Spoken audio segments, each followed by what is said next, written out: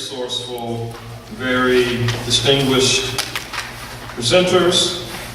This panel is focusing on the theme of disparities and disconnections in neighborhood health, education, and employment prospects.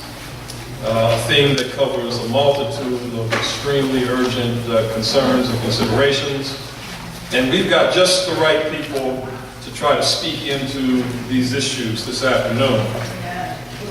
Our first speaker is Dr. Dara Ware, who is Assistant Superintendent for Student Support Services at Pittsburgh Public Schools. Dr. Allen oversees the Office of Support Services, which is the hub that connects the supports needed to meet the academic, social, and emotional needs of all students. She will certainly be able to address a number of issues that bear on how our students are faring in the public school system and what the implications of that may be for us as faith leaders and community leaders as we try to assist the public school system in doing the work, the very important work that they do.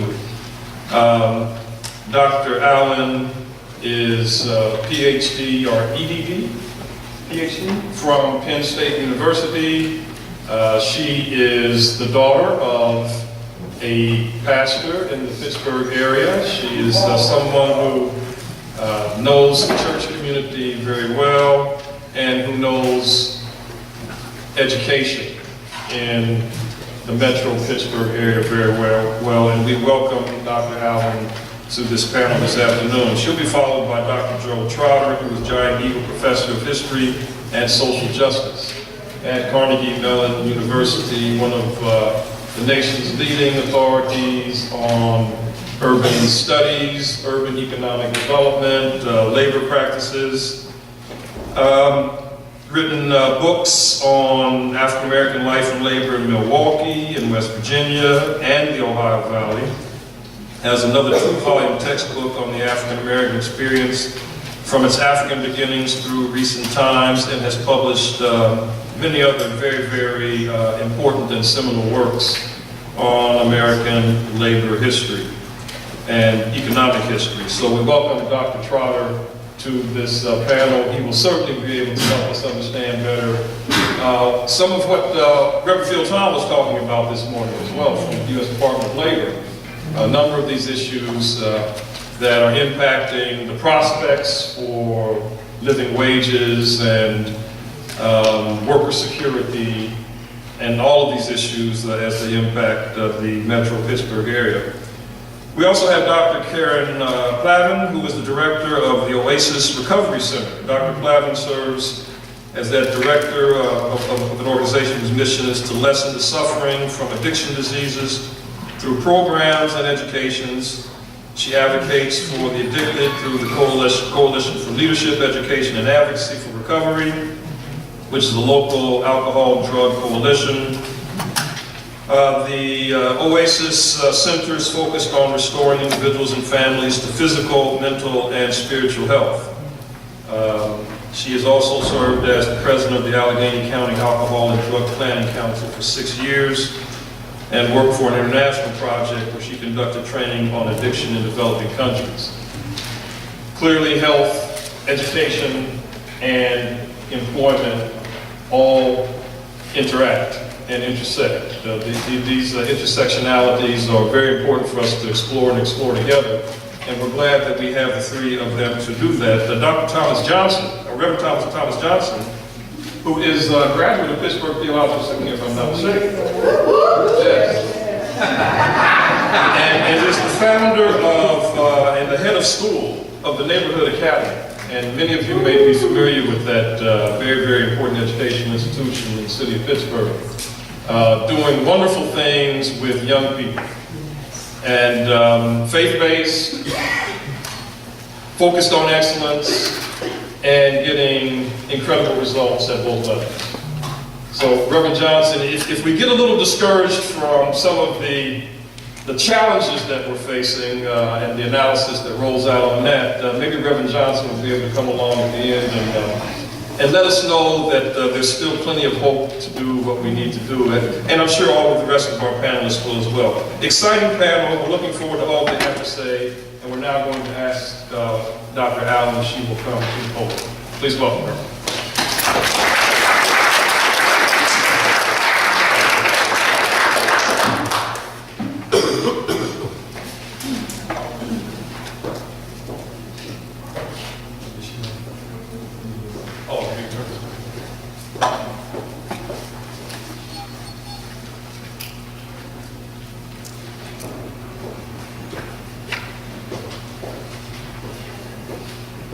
While we're waiting for that to boot up, I do want to just say how much it is an honor to be here with you. I was very excited when Dr. Smith extended the invitation. As he said, my father is a pastor and also a graduate of the Theological Seminary. He got his master's and his doctorate degree here. And I've always held the Metro Urban Institute in high esteem, as Dr. Ron Peters, who you're going to be honoring tonight, was a mentor to my father while he was in school here. And through that, I developed a relationship with him. He actually did premarital counseling for me and my husband as we were about to get married. So I thank you for this opportunity. I know the role, as Dr. Smith said, the church, can play. The church can play in helping to take on an expanded role to help our students achieve educational and social success. I know the role that the church has taken, that it's doing now, and just having this conversation here to think about what additional things can the church do to position more of our students for success educationally, and as our charges would also about their social emotional learning as well. And so as we begin, I want you to just take a moment and jot down a list of items you think maybe the Pittsburgh Public Schools or the school district that your church is closely affiliated to can do, some specific things that you think the school system can do to address health, employment, and educational outcomes for our students. Just take a minute.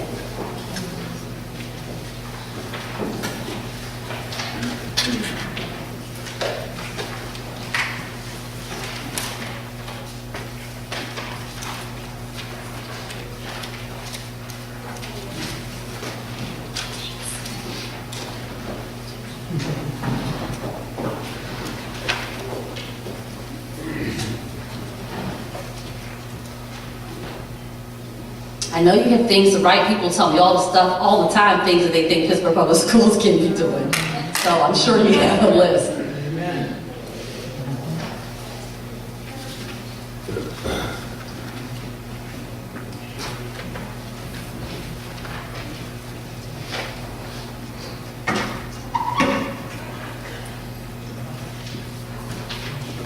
So we're going to revisit this list, at the end. I'm sure you'll add to it as all of our panelists speak, but I know that Dr. Smith is, wants us to be in the space of what are actionable items that we can take away from our time together. And so, I just think it's helpful to think of some things that we already know that we want to address and figure out how we can augment that list, as, our time together unfolds.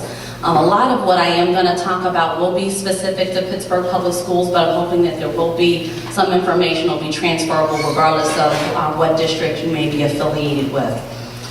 Many of you are probably familiar with Pittsburgh Public Schools, obviously those of you that live in the Pittsburgh or greater Pittsburgh area, but I'll give you some quick demographics.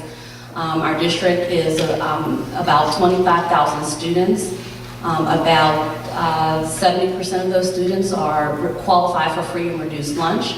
A little over 50% are African American, 34% white, and 13% other. And so, I just want to, give that context as we think about, some of the needs that our students have.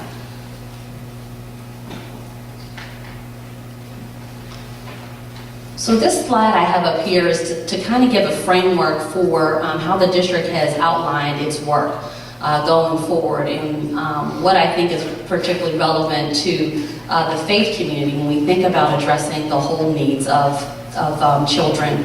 And so the whole child whole community plan, it has been established by our superintendent, Dr. Linda Lane, and the goals are around various milestones for how do we help our students to achieve success towards graduating college and career ready. And when we say college and career ready, we're talking about any level of post-secondary education in addition to a 4-year degree. So what I want to highlight here are some of the milestones that we see are important, not an exhaustive list, but some of the milestones important to getting to that end goal of all of our students graduating college and career ready. And so milestones around kindergarten readiness, making sure that students that are eligible to enroll in kindergarten actually do. Get efforts in place to make sure our students are reading on grade level by 3rd grade, knowing how much harder it is for them to keep on pace and accelerate if they're having trouble reading by 3rd grade. And then algebra readiness by high school, where we look at having as many of our students who are eligible and able to take algebra in 8th grade. It opens up more pathways for them to be on an accelerated track when they get into high school. And then the end goal, which is there. What I also wanted to draw your attention to is the foundational skills. You see are kind of segmented into learning-related skills, social-emotional competence, and then citizenship and college and career goal setting. And that's where I've found that the church and the faith-based community in general have been extremely helpful in helping to build a lot of those foundational skills. The obvious overarching area you address is the spiritual side of our students. So I can't say that as, the official district response, from Pittsburgh Public Schools, but I can say it personally in the role I have with Pittsburgh Public Schools and overseeing the social emotional wellness, as well as a fellow Christian with you. So that's my personal stance in understanding the role that the church plays in addressing the spiritual side. And so your work so aligns with our goal of trying to address the whole child. And that we can't do it alone. We need our work to be complementary. And so I just hope to share some areas that let you know what are some of the formal structures that are in place that we have at Pittsburgh Public Schools, so that you can see what are areas that you may be able to complement, and to see where you're complementing already and to where you can enhance your efforts. And so some of these structures may also be available in districts that you have, whether you're in Pittsburgh, and some of you I know are here from outside of the state as well. A number of these structures exist and can provide anchors for providing complementary services for students. The first one I wanted to highlight is the Student Assistance Program. When I think about health, instead of thinking just of the traditional health care, and we do have programs that are targeted at that. We have a Healthy Schools program target, a pilot that we've been working with Children's Hospital on, geared to help address some of the disparities that we see within the academic outcomes with our students. Students are not getting to school because of various health conditions. Asthma is one of the leading ones with our students, but also with other districts. Promoting healthy habits. The program helps to highlight that. And we recently worked with the Allegheny County Department of, the Health Department, around becoming a Live Well school. So we're the second district in Allegheny County to become a Live Well school because of the commitments that we're making around healthcare, understanding that shows up in that foundation for students being able to reach those academic milestones. So healthcare is something that we definitely pay attention to, in health in general being important to the district. But what I also want to focus on is behavioral health. And so when I started to talk about the Student Assistance Program, this is an area that is available to all of our students in our schools, where we partner with Allegheny County Department of Human Services. They have area providers that work in each of our schools to provide preventive and intervention type services and helping to address barriers that students are experiencing related to their academic learning. A lot of times it's around behavioral issues, but it can also be academic interventions. And so wanted to let you know that that is a program that is available to many of our students, and it involves partnerships in every one of our schools that are provided in kind by the Allegheny County Department of Human Services. Other structures, that we have, I'm sorry, I'll leave it at that because I think we can get more into this, into some of the questions. The questions that you have for each of us as panelists. But highlighting the Student Assistance Program is a way that many of you can complement that some of these partnerships, they can also extend in services that you provide for students. Agencies coming in to do skill building groups, doing counseling for students. These are complementary services that many of our students need, and you can play a role in helping to destigmatize the role of behavioral health and mental health services in general. We see that it is an issue, and many of our service students can benefit from it. And the more that we're able to reinforce messages that this is something that can be of great assistance to our students, as opposed to some of the stigma that our students feel or their families feel in accessing such services. Briefly around employment and educational outcomes. This is a tall order to try to address, all of these, but I think it'll get different perspectives from each of us. We have a number of efforts underway around getting to that goal of all students graduating promised and career ready. And we know that many of our African American students, are not fully employed at the rate of others.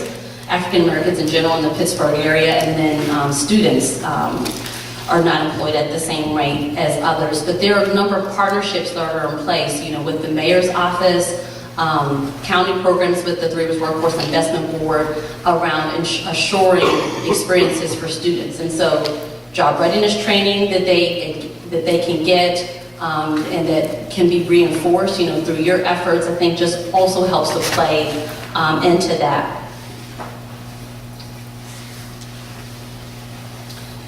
So I'll talk a little bit about some steps that we can take as it relates to, helping to get our students college and career ready. There are a number of efforts that are underway to reach, these milestones. So there's a focus, in order to get to that third grade reading level, there are various efforts that are underway, to be able to help students get there, focusing on K through 2 literacy and reading. So the reason I'm highlighting some of these things is because as you're thinking of programming or ways to support our students, hoping that it will help in figuring out where to focus, knowing what other areas that we are working on too, that you can be a partner with us or that you can be complementary in terms of filling in some of the gaps. I do want to spend a little bit more time just telling you about some of the analysis and research we've done of our most recent graduates that are correlated with high school graduation and post-secondary college persistence. And I have a couple of slides, to kind of to go over this. And this is an area, again, that we want to spend a little bit of time on because these are messages that can be reinforced in some of the programming that you do with our students, outside of, when they're in school. And so what we measure ourselves against really are students that are eligible for the Pittsburgh Promise. And so you'll see these 4 categories on the left here, from critical to all the way up to students that are college ready. And we have these designations based on the outcomes of our students who had GPAs at that level and attendance rates at those levels. And what we found is that GPA and attendance are a strong predictor of whether our students are going to finish or not. And so these are the kind of conversations that we can be having with our students and you having with our students as you have the relationships where you can leverage influence around things that matter, like showing up to school and helping students problem solve around barriers that may get in the way of them attending. And so I know there's a lot of information here, and I do have some handouts with this information summarized. I don't have enough for everybody, but I can get them to Dr. Smith that we can get out to those that have attended. But what I want to call your attention to is you look at college ready, and again, this is even above what our criteria is for our Pittsburgh Promise Scholarship. It's at 3.0 and 95% attendance, where our promise is at 2.5 and 90% attendance. Is a student in the college ready category. When you look at who's actually graduating, blue is for high school graduation, green is for college enrollment, and then red is for those that persist. Is when you see the difference in attendance, say for college ready of the blue line, going down around 95%, looking at it dropping to about 50% and under critical, that's with just the difference in attendance of 80%, just 15% of attendance difference points from 95% down to 80, and the how the prospects drop for our students when they're not in school from 95 to 50% with just a difference in 15% attendance. And you can see similar correlations there. And so I showed this again to emphasize, how important it is and the kinds of messages that you can be reinforcing with our students, or thinking of complementary program that you want to offer, for our students in after-school programs that I know a lot of the faith-based community operate. This just says that test scores aren't everything. So I'm gonna jump ahead because I know we don't have a whole lot of time. But this is another slide that when you look at, and I'm sorry, I hope I don't offend anybody, with anyone's alma mater, but this is an analysis of over 5,000 graduates of our students.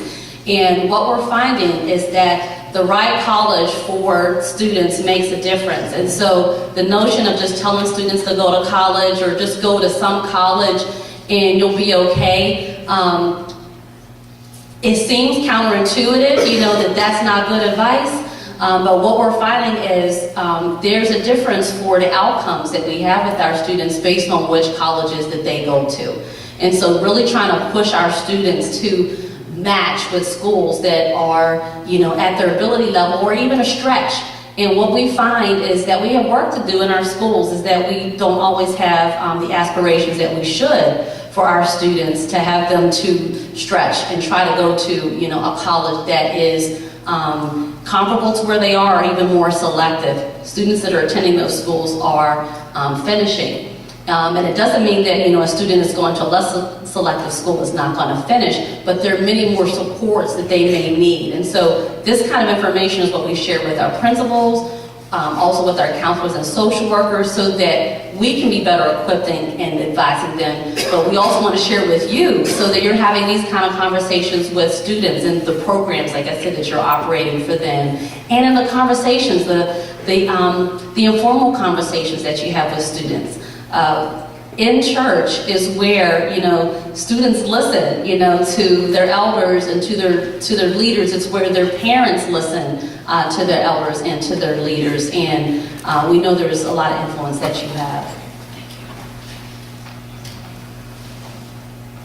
AP courses, when I talk about algebra readiness, this is another area where when students are able to take algebra earlier, they're more in a position to be able to take higher level courses. And we're finding that students, even with the high GPA, are persisting at about the same rates as a student with a low GPA who took just one AP course. And so, again, information and conversations that we want you to be aware of and to join efforts with us, to help educate our families and students. I'm almost done. Okay, so when I think about, some specific ways, like we're talking about these conversations, there are some formal ways that, you can work with our students, and then there are some informal ways as well. And so, some of these there are churches that are already working with us, and this is not, like an exhaustive list, but there's a process to become an approved after-school partners, and the focus can take a number of directions. You can focus on college readiness, you can focus on arts, you can focus on leadership, but various churches have after-school programs that they operate. And if you're a small church, there are ways that you can be involved too, either as individuals or, you know, joining efforts and teaming up with another church. A lot of times we kind of stay in our silos as churches, but there's work that we can do when we collaborate together. And so I just wanted to give some examples of some churches that are working with us and serving students and getting a lot of these messages across and complementing what we're able to provide in school. And then the last one there is Be a Mentor. We have 2 formal programs. We Promise is targeted for African American male students who are short of the GPA but need a little push to get over the finish line, and then Be a Middle School Mentor. So this is at the middle school and high school level. And again, if you're in a district that doesn't have like a formal mentoring program, your congregation can decide, you know, if you're going to adopt a school, you know, and develop relationships with that principal to figure out how you can mentor. You can do it individually or you can do it as a congregation. So those are a couple concrete ways. And then in formal ways, a lot of it really is around the messaging, you know, and so I wanted to make sure that you had information about things that are going on in our district, so that we are being able to send layered messages that are reinforcing each other in ways that help.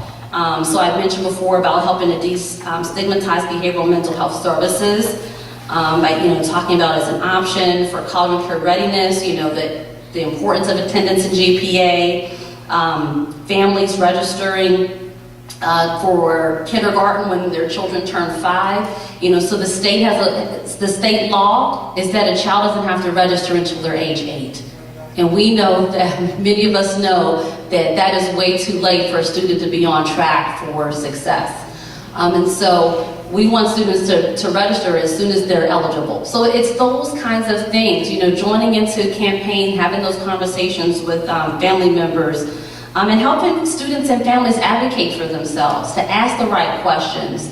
There are lots of ways that you can help them, you know, come along with them, but then also having those conversations to empower them. And then raising expectations. And again, these are things I'm preaching to ourselves too as I'm sharing this information. We need to raise expectations ourselves at all levels, you know, within the district. We have a good bit of equity work that's underway where we are explicitly looking at the disparities between the achievement between our African American students and our white students, seeing what structural barriers are in the way that we've, you know, kind of allowed to be in the way. Figuring out how to have courageous conversations with each other as administrators, as school leaders, as teachers, and then figuring out, you know, how do we, you know, raise the importance of equity, you know, in all of our conversations and how we provide services to our students to assure that all of our students are accelerating.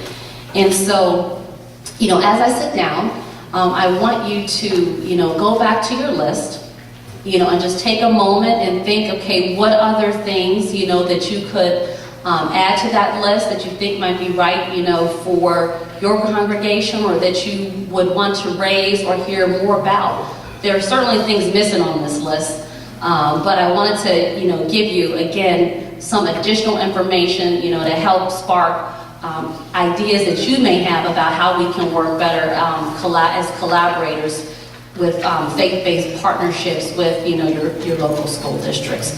Thank you.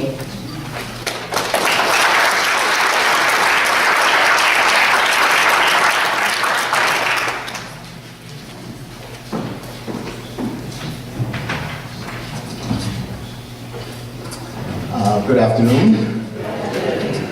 First of all, I want to thank Drew Smith for inviting me to participate on this panel this afternoon. This is indeed a timely panel as well as a timely conference these developments have to do with our community, how we can really forge ahead and to address daunting, very challenging issues for our times. I want to applaud your effort, but I also want to make an admission before I get started with the audience, because this is an important event. People take time out of their schedules. They come to listen to people, to engage and talk. I have to admit that this morning I got up early, I ate breakfast early, and I had a late engagement and did not eat lunch. So you're talking about somebody rolling on of breakfast this morning. So I want you to bear with me in terms of the energy and to know that whether I come across very, very unenergetic or energetic, that I am committed to these issues and that the energy of this talk may not reflect the importance of what I attach to this occasion. Also I want to thank another person, Lisa Franklin Robinson. I want to thank you for seeking to get me and my students at Carnegie Mellon involved in this conference and to make sure that more and more people know about what's happening here. So let me begin. This panel focuses on health, education, and employment. But I'm a historian. I think that those of you who are in the room today will have a whole lot more to say about how we should move forward in the contemporary moment than I do. I work on historical issues. And so what I want to do with my time at the podium is to suggest that history is an important resource for all of us. For those of us who are trying to deal with health, education, and employment today, I want to invite you to take a look at the history of these issues and the way African Americans in the past have grappled with these developments. So in a way, I want to suggest that rather than solutions, I think history can empower and inspire the contemporary effort to deal with these problems. And so there are three items that I would like you to take away from my talk. Three items. The first one is that I want to emphasize the role of African Americans historically in the creation of wealth. I think we need to absorb that lesson that African Americans has helped to create wealth in this country. And so that in some ways you think about wealth creation. This is the first thing I want to underscore. And the way that black people have played a role in it, we will be a little less timid about asking for the massive resources that we're going to need to move our communities forward. So that's the first item, wealth creation. The second item I'd like for you to take away from this talk has to do with African American poor and working people historically. To think about working class black people as people who have persevered over the years, people who have crafted strategies for changing their own lives, so that in many ways the constituents of the problems that we're trying to solve need to be brought into the center of the solution. Why? Because they have resources, ideals, and a historic repertoire of strategies that poor and working class people have used for generations. So that's the second thing I want you to take away from this talk, that poor and working class people have strategies, they have ideals about how to wrestle with the dilemmas and problems that they encounter today. But there's a third item that I'd like for you to take away, and it has to do with these poor and working class people that we are so concerned about, and to recognize that these poor and working class people are not just workers and poor people. They are also members of families and communities. And when we look at them historically, we can see that they have played important roles in the larger struggles of African people for liberation more generally. Wealth creation, employment strategies, liberation movements, these are the three items I'd like for you to take away from my discussion today. But let me say just a few words about each of these, beginning with the role of black people in the creation of wealth for this nation. You know, we are very often riveted on the way black people created wealth on rice plantations, tobacco plantations, sugar plantations, cotton plantations, all deep, deep down in the South, all deep, deep rural experiences.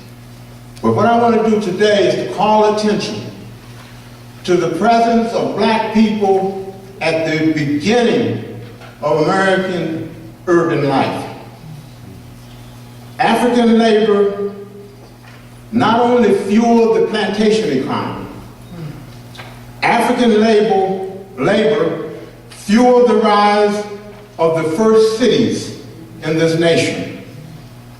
By 1750, African people had helped to build all of the major cities in this country: New York, Philadelphia, Boston, New Orleans, and Charleston, South Carolina. By 1750, both Charleston and New Orleans had emerged as majority black cities.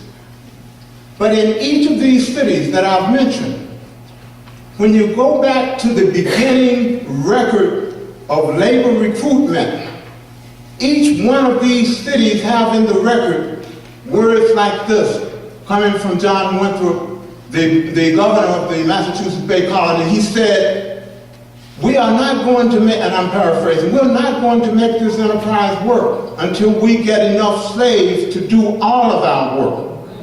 But he used the term, "until we get enough slaves to do all of our business, we're not going to make this work."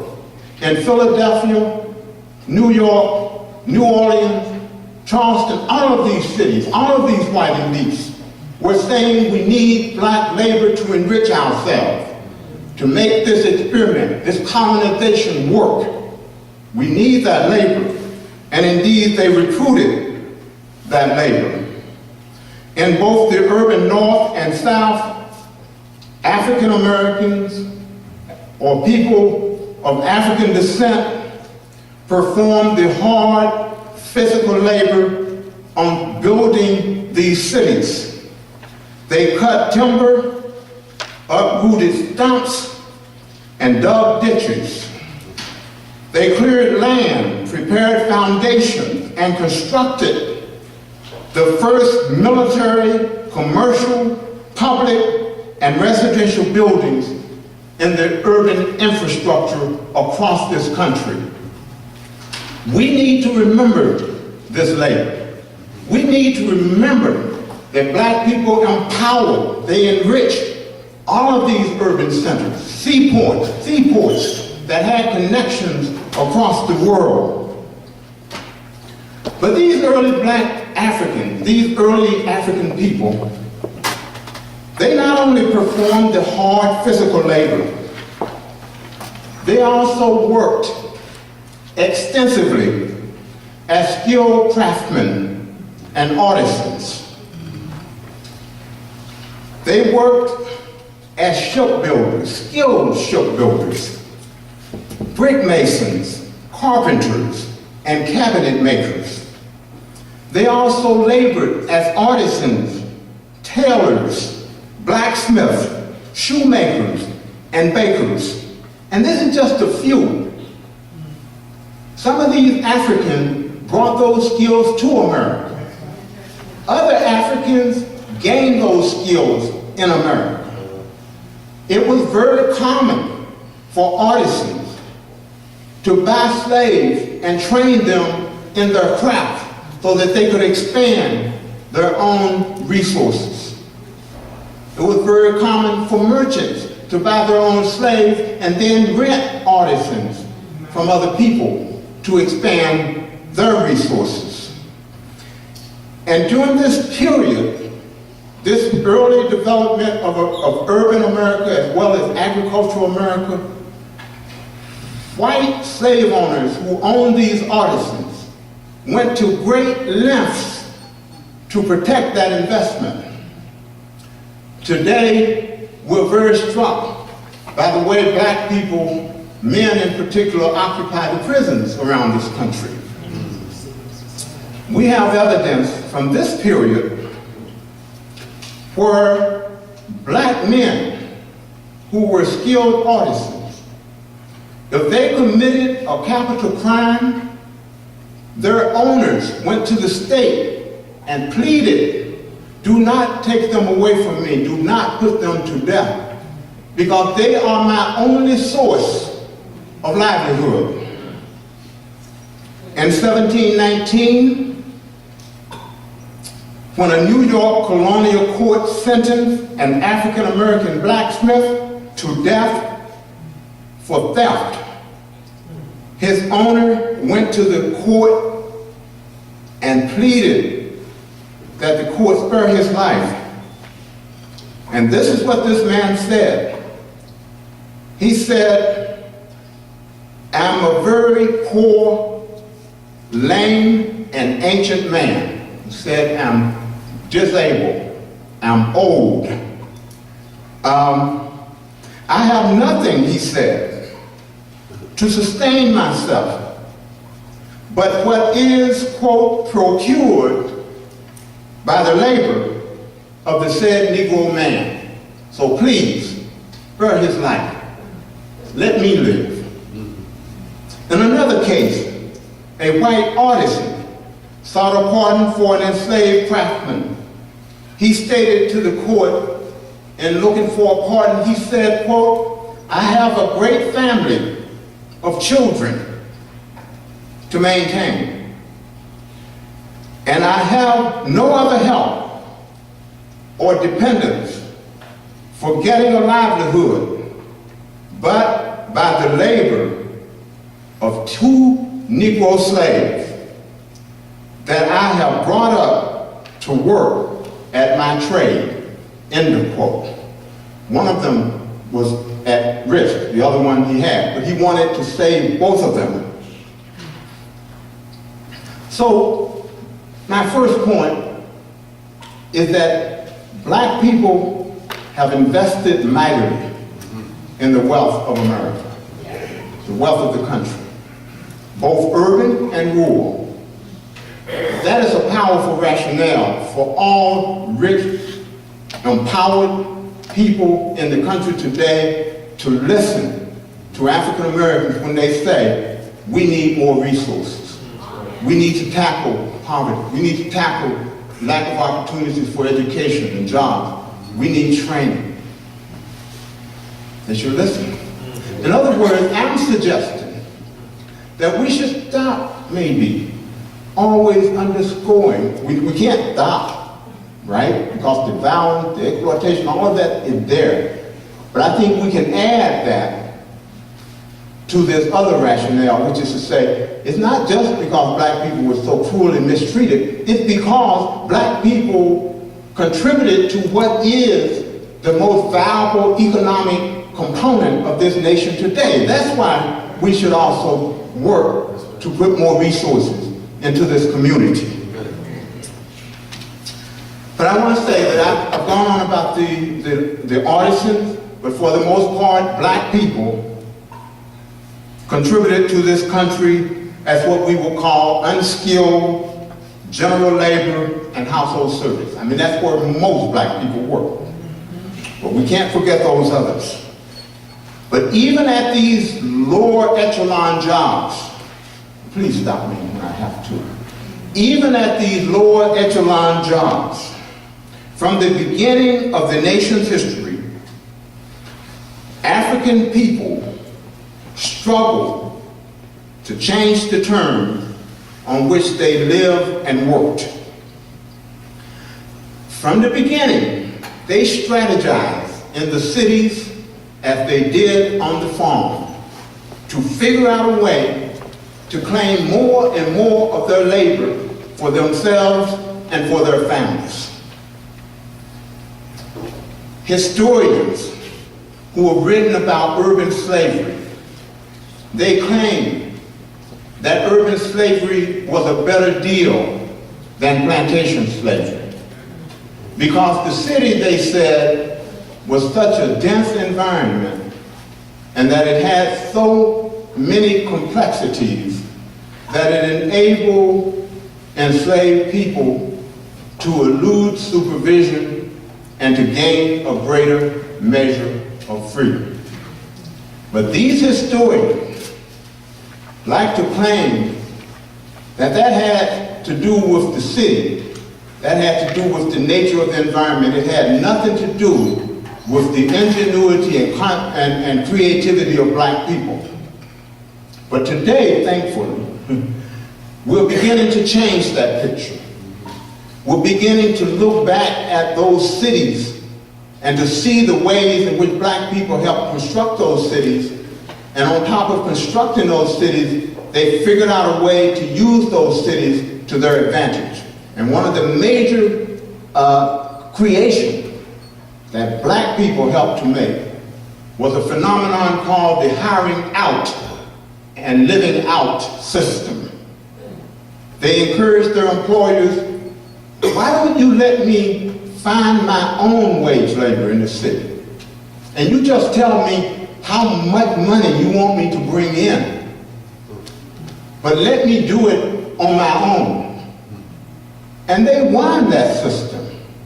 And employers, once they started allowing a slave free passage back and forth to negotiate a wage and work and bring in the money, these slaves then in turn put more pressure on the system. They said, look, I gave you all the money you're entitled to. Why don't you let me keep everything that I make over and above what I promised you? And indeed, the employers saw the profits mounting, and they gave these enslaved people an opportunity to save money. And that is where we get, by the beginning of the Civil War, some 500,000 free black people existing within the United States. Of course, in the North, there was a legal emancipation of about half of these. But in the South, if you became free, you worked very hard to get that freedom. And you paid for it.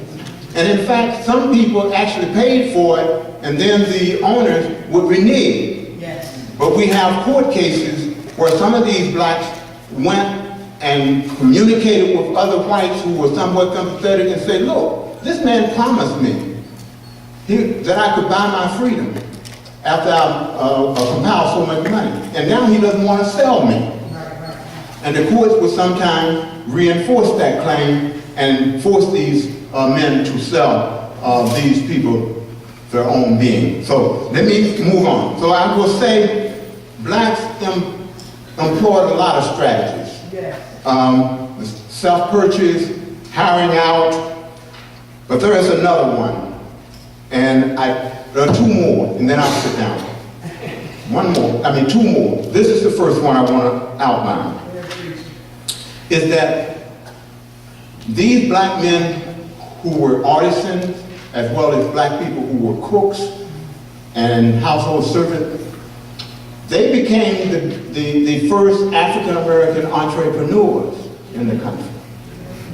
During the period from about 1750 through the time of the Civil War, these African-Americans faced a lot of difficulties gaining a foothold in the economy. And they started to transform their skills as cooks and bakers and cement finishers and carpenters. They transformed those things into enterprises, into businesses. You know, in Philadelphia, the cell maker, coffee, and people like that, James Fortin, all of those early entrepreneurs, they transformed their work as laborers into jobs for other people and independence for themselves. And so entrepreneurial activity has always been a strategy embedded in the lives of black working class people. And it's something that we have to consider today.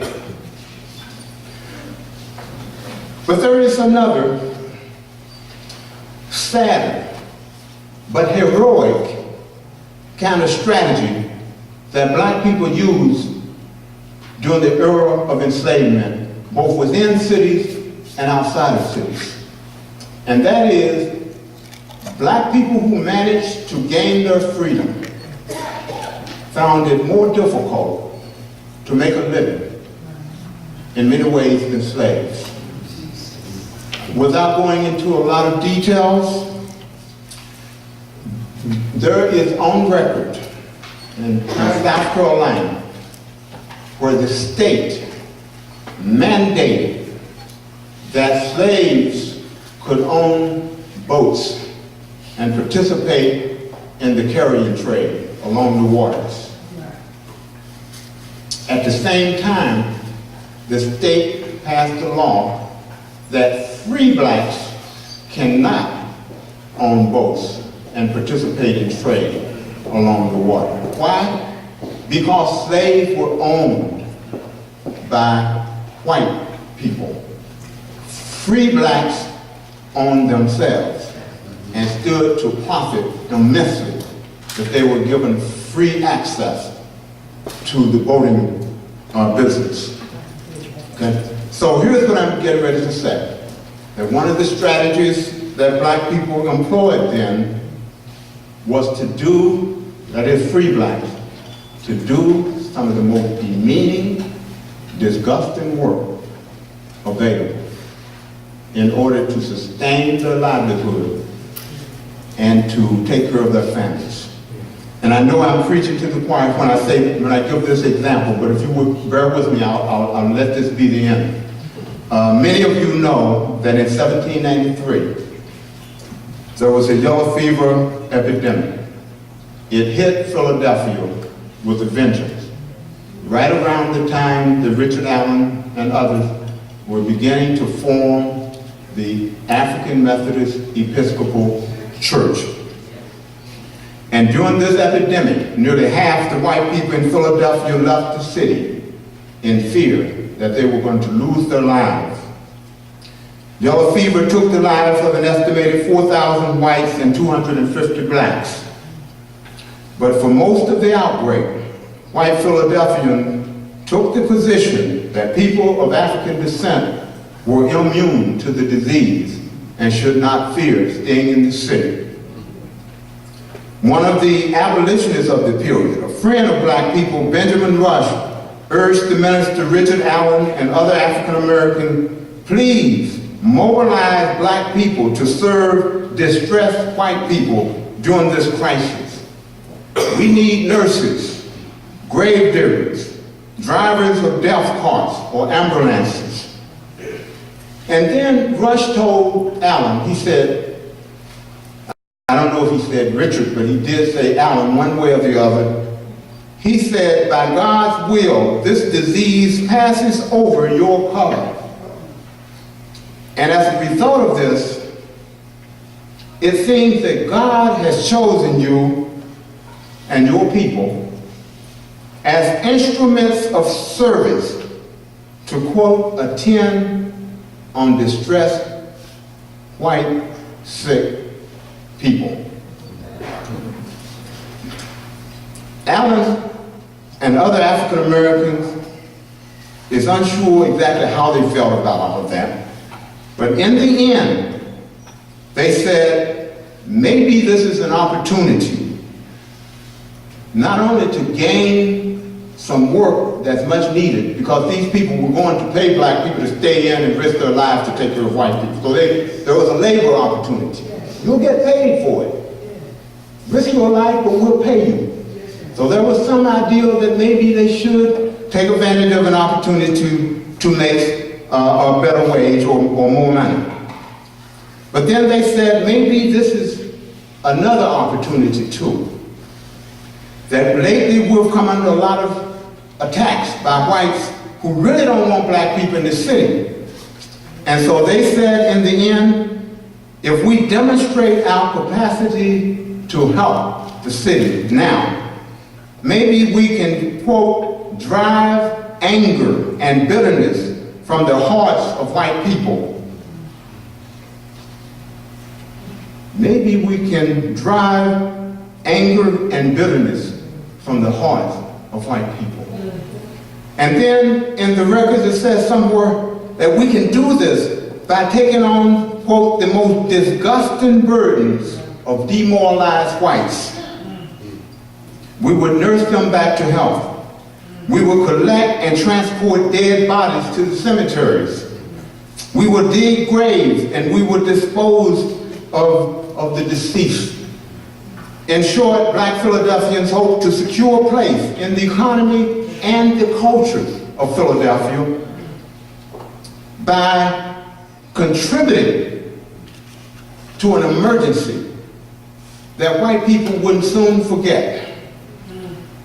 And in some ways I call this kind of example an example of how desperate Black people were, but also an example of how Black people continue to invest in the nation, their labor, their lives. And so in conclusion, I'll just call this to a halt. I'm not going to go through the whole liberation thing, but Black workers participated in almost every movement designed to eliminate slavery, and in the 20th century, eliminate Jim Crow. We all know how much we owe to poor and working class people. So in conclusion, I'll just say, please, when we think about these issues, and we're thinking about capital, and we're thinking about begging, again, remember, you're not exactly begging for people. That's right. We're really talking about rectifying an injustice and imbalance that has never been addressed. Never been addressed.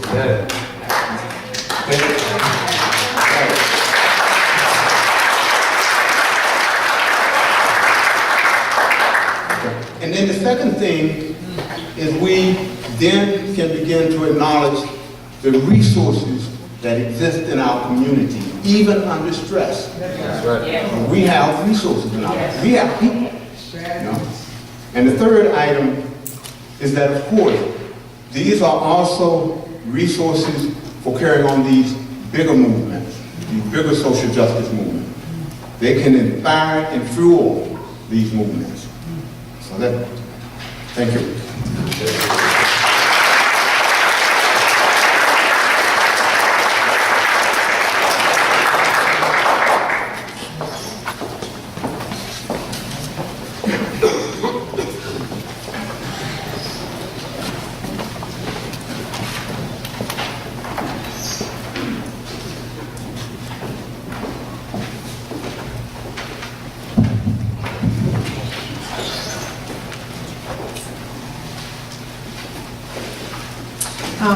Hi, thank you. That was quite a tough act to follow. I just wanted to mention that Dr. Benjamin Rush has contributed greatly to the field of addiction as well.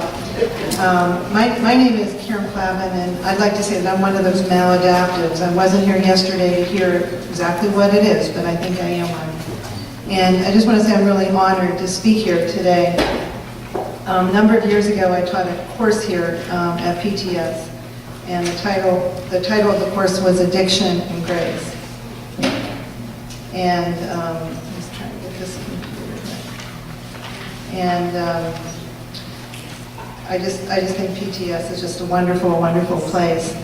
I also taught at Penn State University. We had a master's program in addiction study. And so I think what I will speak today is about health in this series of health, education, and employment. But I'm going to talk about what I believe is the nation's, according to the Robert Wood Johnson Foundation, addiction is our nation's #1 public health problem. And addiction causes more illnesses, deaths, and disabilities than any other preventable health condition. And I'd also say that addiction is an equal opportunity destroyer. Okay? It destroys young, old, white, black, rich, poor, you name it destroys everybody. The majority of people with addictions, though, are employed. We have a stereotype in our head that we think that the addicted are poor and homeless and they're living on the street. However, alcoholics and addicts look like me, so they look like you. In Allegheny County, we have right now, every year, about 250 people dying every year of overdose deaths. And this is really an unfortunate, fortunate thing. And what's really, really difficult is that this is happening every year, 250 people dying. If we had a jet plane crashing every year in our city, we would all be in uproar, just like with all of the kids being killed by gun violence. Our whole city should be really, really disturbed by both of these stats. The suffering that happens when families, the suffering that happens individual and families is just devastating. I lost a member of my own family last year to this disease, and I'm still just totally, I can't even describe. I'm still in mourning and grieving from it. I'll give you some statistics from SAMHSA, and it says that we have 23.5 million people who are 12 or older who are in need of addiction treatment. And out of that number, only 2.6 or 11.2% get the help that they need. We were always told that 75% of people in general can't get the help they need. They can't navigate the system to get from point A to point B. I work with a local drug and alcohol coalition called CLEAR. It stands for the Coalition for Leadership, Education, and Advocacy for Recovery. And we received a grant from the Robert Wood Johnson Foundation to try to, it was called Demand Treatment, to get people to say, we deserve treatment for this illness just like we have treatment for cancer and diabetes and every other health issue, we need treatment for this issue as well. One of the things that we did was we focused on hospitals. We did a pilot study at Shadyside Hospital where in the first year we got 300 people into treatment, because what happens when people overdose, they're taken to hospitals, emergency rooms, and what the ERs do is they stabilize people and they send them back out. Well, that's not healthcare. And so what's happening in our emergency rooms, we have many people coming in because of alcohol and drug problems, which that issue is not being addressed. And in the first year at Shadyside, we helped over 300 people get into treatment. Unfortunately, the funding didn't continue for us to continue that program, but we do know that it does work. Another thing that we did was we tried to help train clergy about alcohol and drug issues. And surprisingly, when we had one of our first conferences, we had very few people show up, and the clergy that did show up were the clergy that were in recovery from alcohol and drug problems, so we were preaching to the choir. So we asked ourselves, how can we expand our outreach to clergy? And we created something called the Pittsburgh Pastoral Care Conference. And this year will be our 15th Pastoral Care Conference. And it is really focused on not only alcohol and drug issues and recovery, but mental health issues and wellness, family issues, and also community outreach. This year we have John Welsh speaking, and we also have, we're going to introduce the new city police chief to the people who come. And then we have a number of other issues. And I have some brochures up there if anybody's interested in it, or if you want to be on our mailing list, we'd be happy to put you on there. Most of the people coming into treatment today are coming in for treatment not only of alcohol, but alcohol combined with other drugs, mainly opiates, heroin, Percocet, Vicodin, OxyContin, Opana. All of these opiates are really, really playing havoc and contributing to the overdose deaths. And most of these deaths have to do with now prescription drugs, not illegal drugs. And so we really have a problem with doctors prescribing drugs, making money. This whole addiction scene has just become a really big business. Of the people admitted to treatment, 60% are white, 21% African Americans. According to the American Psychiatric Association, the rate of substance use among African Americans is lower than other ethnicities. And I think if you ask anybody, they would tell you that it was higher because of the number of people in jail. But yet, alcohol and drugs are causing more deaths in the African American community than any other chronic health condition. According to the National Institute of Mental Health, African American communities are underserved by our nation's mental health system. Only 1 in 3 African Americans who need mental health coverage can access it. And if they are likely to go to treatment, they usually stop treatment and they don't do follow-up care. The age ranges of people who go into our treatment centers, the highest numbers between ages 25-29, followed by ages 20 to 24. So we're really losing our young people. This is when most young people would be entering their careers, entering jobs, and entering the workforce. And in addition, I'll just throw this in, only 0.6% of the people entering treatment are 65 and older. And I really think that's tragic, because what happens, I hear it all the time in families, well, grandma's really old, she's been drinking all her life, just let her go. And it just really bothers me, because it doesn't matter what age you are, you can find recovery. I had an elderly aunt that I took her to her first Al-Anon meeting at age 96. And she lived to be 104, but it's never too late. The quote earlier that was given this morning by Martin Luther King, that whatever affects one directly affects everybody indirectly, can't be more true with addiction, because for every single person that is an alcoholic or addict, they're affecting between 4 and 10 other people, family members, friends, relatives, co-workers. And so when somebody goes to work and their child hasn't come home the night before, and they don't know where they are taking a lot, they can't focus on their job and their work. And here in Pittsburgh, I want to say that in the 12-step community like Al-Anon, African Americans are not well represented at all. So the families aren't receiving the support from some of the 12-step programs. I have worked with the group to try to see what we could do to improve that. So if anyone has any ideas, I'd love to hear from you. And then we all know about the prison population, that in the U.S., we're 5% of the world's population and 25% of the world prisoners, which I'm sure you heard that sometime this weekend. And that 1 in every 3 adults in this country is either in jail, in prison, on probation, or parole. And at 80 to 90% of our inmates in our county jail are in there because of alcohol and drug problems. African Americans constitute 1 million of the 2.3 million incarcerated populations, and they're being incarcerated at 6 times the rate of whites. A lot of this is due to sentencing disparities. There's 14 million whites and 2.6 million African Americans who use illicit drugs, and there are 5 times as many whites using drugs, but African Americans are sent to prison at 10 times the rate of whites. And the prison industry right now is just such a big industry. They spend $70 billion a year on corrections, and if you combine that with the $300 billion that's spent on the black market for drugs.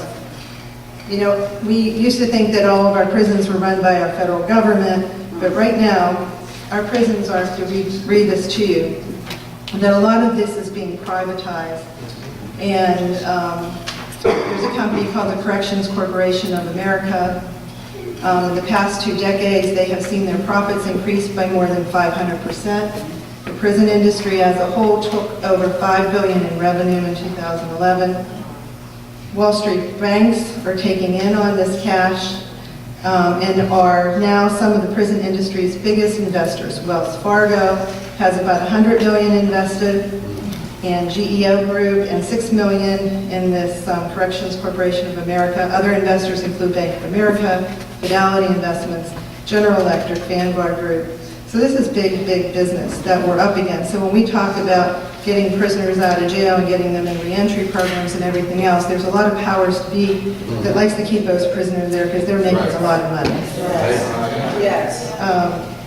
So there's an organization called the Drug Policy Alliance. I don't know if any of you know about it, but it's a great organization. They're pushing to change this, and they're working. But one of the things they're also doing is pushing legalizing drugs. And I'm not going to get off on that as a conversation. If you have a question, I'd be willing to listen. But there are some countries like Uruguay, Paraguay, Portugal who have legalized all drugs. There are countries in Europe who have legalized heroin, and they will give addicts heroin in controlled settings, and they've all found that drug crime has gone down, prison things have gone down, and they've saved a lot of money. So There's a lot of stigma around addiction. People who have alcohol and drug problems are afraid sometimes to even say that they have this issue because it does affect people's employment. People coming out of jail with these issues can't find jobs. I can't tell you how many calls I get from young kids who come and they say, you know, I have 4 felonies, I have 5 felonies. One person had, I forget how many, I think it was 141 felonies, and I thought he was telling me wrong, but he actually had so many felonies because he was a drug addict. And it was all related to drugs. These people were having tremendous problems finding work in our community. We've tried to make some arrangements with some local corporations, people that we know who are in recovery, who are working in different organizations, and we try to get people some jobs, some good jobs, paying jobs. Sometimes it works and sometimes it doesn't. But what we find is that this is an area that we'd really like to expand and work upon, expanding that, helping people find more jobs.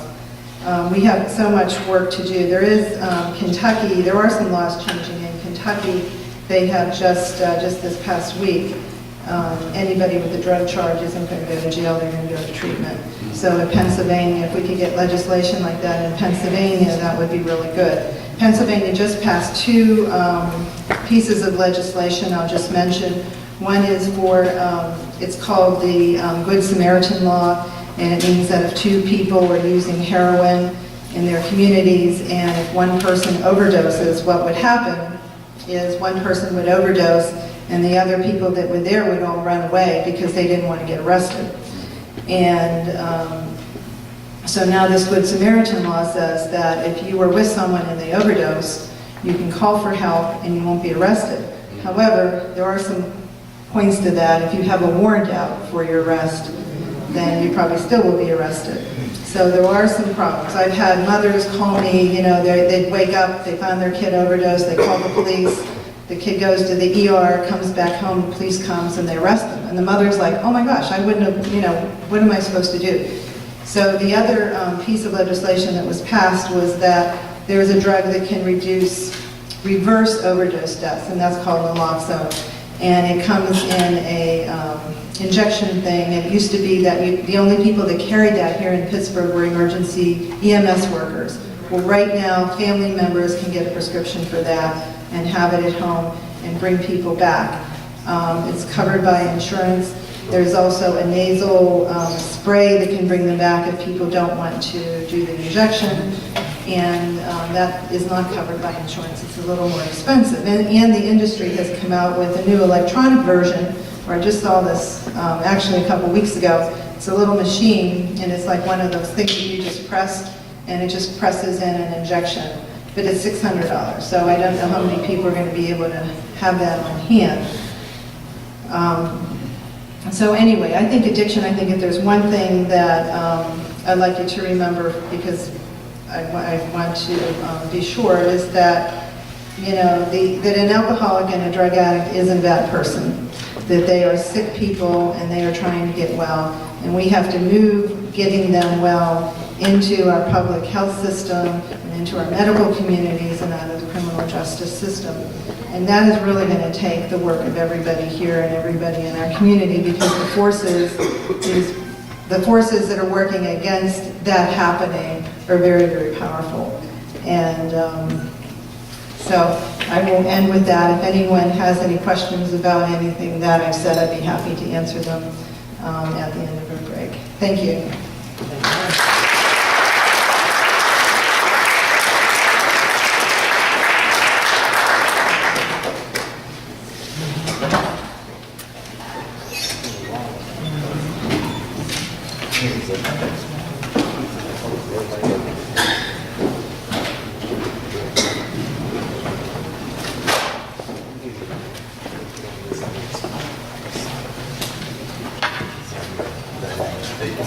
Can you hear me?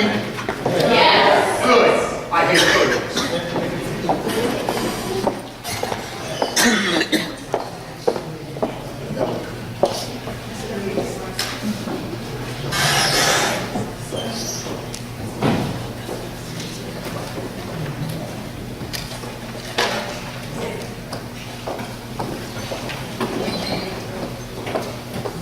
About 10 days ago, I emailed Dr. Smith and said, what do you want me to talk about?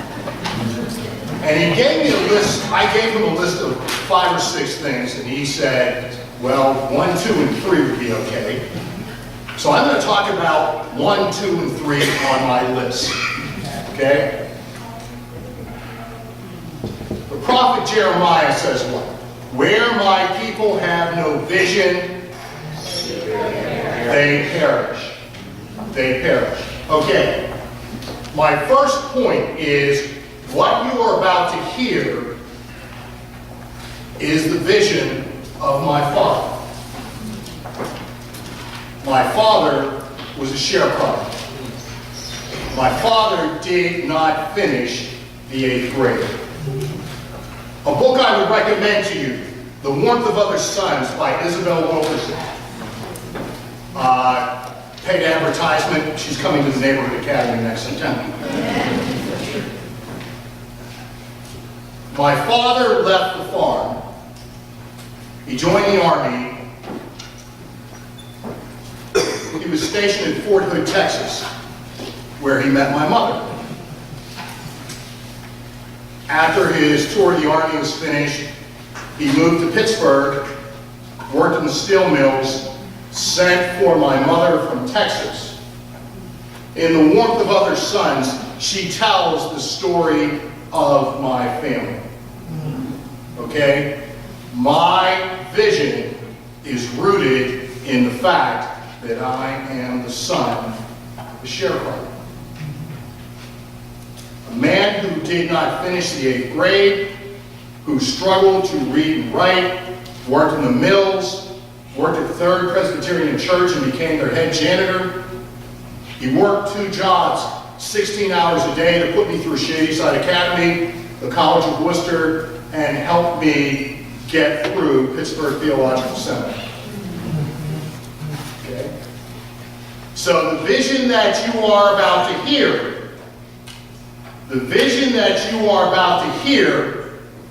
is the vision I saw lived out in front of me. Work. The dignity of work. The commitment to family. And don't whine, don't moan, don't complain. Get over yourself and go back to work. Okay? So that vision, that value set, that informs all I'm about to say. Okay, how many of you have one of those handouts? Okay? See that beautiful picture of that school? Okay, let me start off by saying, I'm responsible for none of them. Okay? There's a woman by Jody Moore, who's our president, who in 2008, as the economy went south, led a $14 million capital campaign. And as a result of her efforts, we end up with that beautiful picture. Okay. I'm going to give you 1/2 of the Neighborhood Academy elevator speech. Okay? So if you get on the elevator with me and you start talking to me from floor 1 to 2, this is what's going to come out of my mouth. The Neighborhood Academy is a faith-based college preparatory school that serves low-income students. Okay? Basically what this means is that kids who you would hear about on the 11 o'clock news, who lead lives that you hear about on the 11 o'clock news, will graduate from high school, be admitted to college, and graduate from college. Because I'm going to be honest with you, getting into college is not that difficult. But if you look at the data, especially if you are black, graduating from college is damn difficult. Okay? Now, how do we get that done? How do we get that done? We were committed to small classrooms, a 10-to-1 student-teacher ratio. Okay. We are committed to an extended school day. Our kids are in school from 7:30 in the morning to 7:30 at night. Okay? We are committed to an extended school year. We have a mandatory program called Summer Session. For the first 4 weeks, we transplant the school to Duquesne University. 5th week, we do a residential program at Bethany College. 6th week, we go on the family vacation together, and we visit colleges. So if you come to the neighborhood academy in the 8th and the 9th grade, by the time you graduate, you will have visited and gone on between 35 and 40 college visits and interviews. Okay? The results of that. 100% of our seniors go on to college. Okay?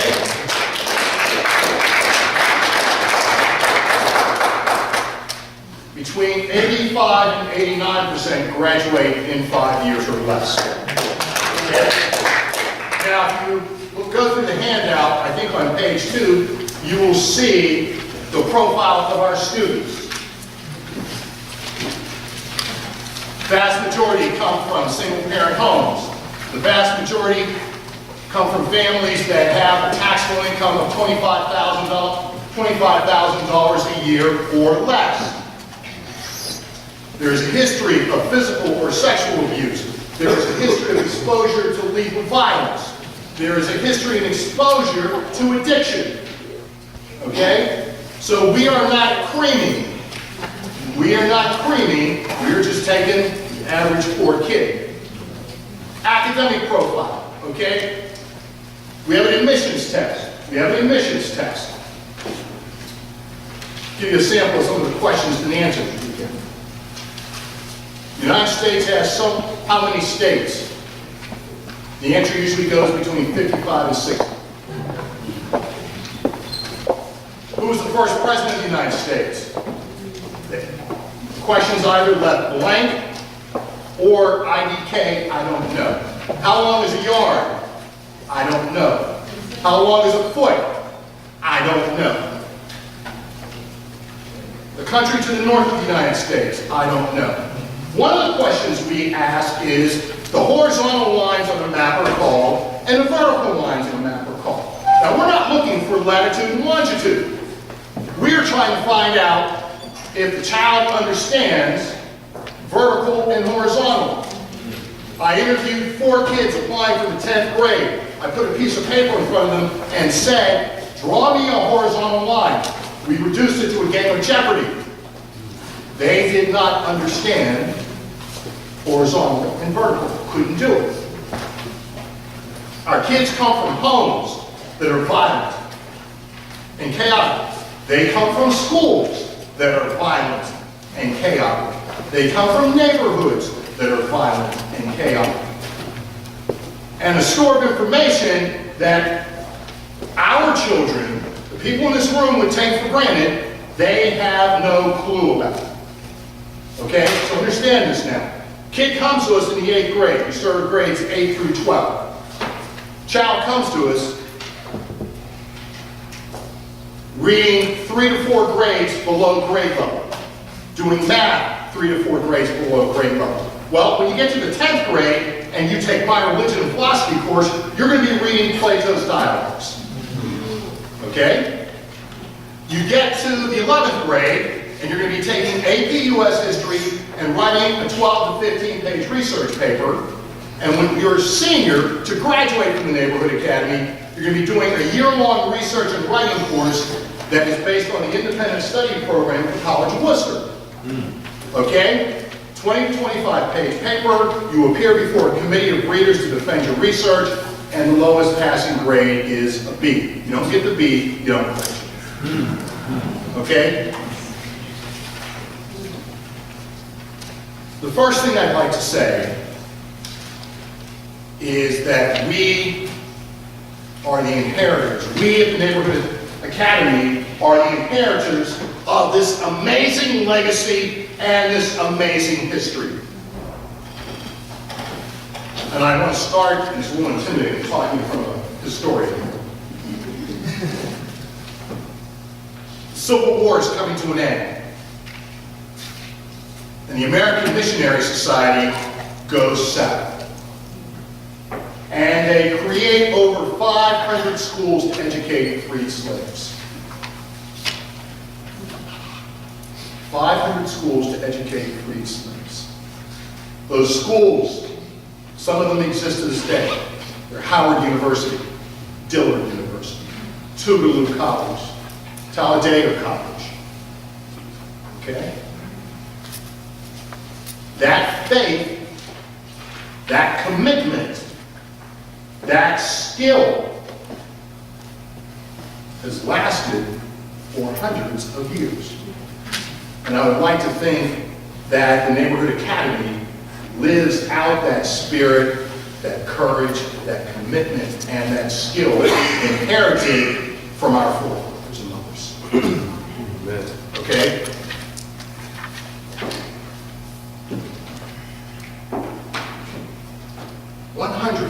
I'll give you a feel-good story in a minute.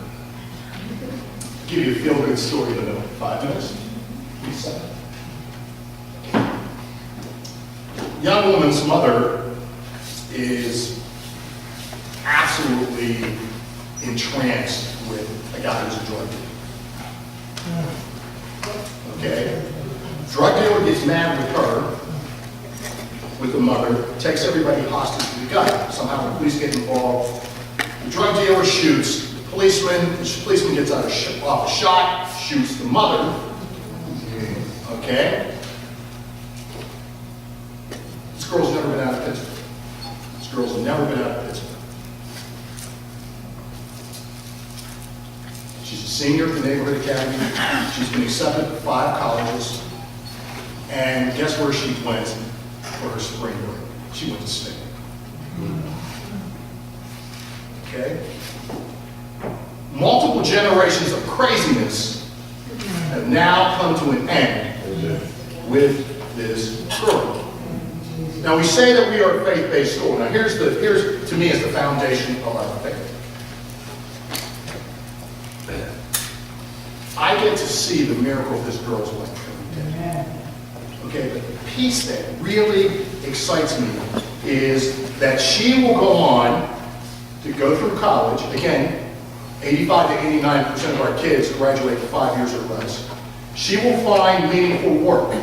She will have a life that is unlike her mother's life, and think about what her child's life is going to be and the lives of her children's children. That's the faith. That's the things hoped for in the conviction of that which is not seen. I'm going to be long in the ground by the time we see the impact of what will happen with her children's children. We are the inheritors of this legacy. Did you know that Fisk University started out in a burned out, torn down army barracks? Yes.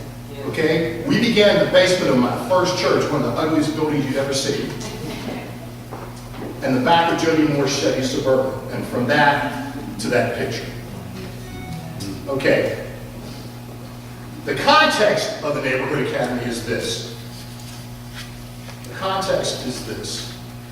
There's what we have inherited, and then there is what we are confronting. And I call what we are confronting the new slavery. Because there is a new slavery, my brothers and sisters. Now, I'm going to be really honest with you. In that new slavery, black folks are not victims. Quite often, we are volunteers to our own misery. We are volunteers to our own misery. That new slavery is created by black men who walk away from their responsibilities as fathers.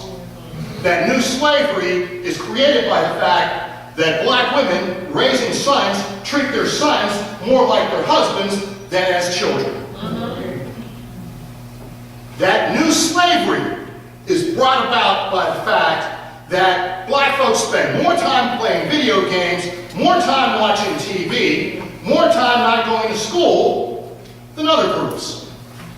Asians, wonderful book I recommend to you. No Excuses by Stephen and Abigail Thurster. Asians make up 4% of the population. They make up 20% of the doctors. Quite often, the educational disparities that you talk about are functions of choice. They are functions of choice. Some of the worst challenges we have to face at the Neighborhood Academy, not racism. No. Parents. I deal with some parents daily. I wouldn't let raise a hamster. Not if I cared about the hamster. Okay? You've got mamas and grandmas that, oh, you can't ask my baby to do that. That's too hard. That's too difficult. That's... And they end up crippling their children. A lot of what we see in the black community comes back to self-loathing. It comes back to a culture that is rooted in perpetual adolescence. My definition of the ghetto, some of you may disagree with me, the ghetto is that place where everybody is stuck developmentally in adolescence. Now, what is adolescence? Magical thinking, impulse control, I'm not responsible. And we often talk about what's the school system going to do for us? What's the government going to do for us? What are white folks going to do for us? Yada, yada, yada. The question is, what are we going to do for ourselves?